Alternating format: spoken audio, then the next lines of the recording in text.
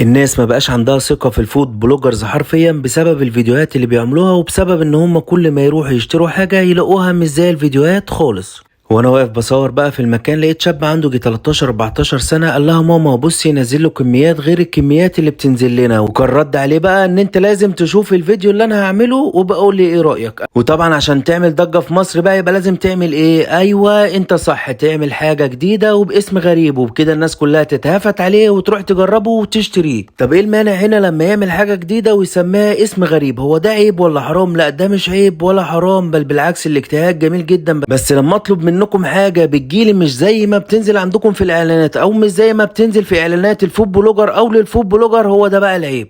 وده بقى الاوردر اللي انا طلبته، زي ما انتم شايفين مختلف جدا عن الاعلان بتاعهم، وكمان مختلف عن فود بلوجر جايب وبيقدم من البيت. هل العيب في الفرع؟ لا، وكمان حاطين لي بدل الحته القشطه الخفيفه كده اللي فوق اللي هي هتخف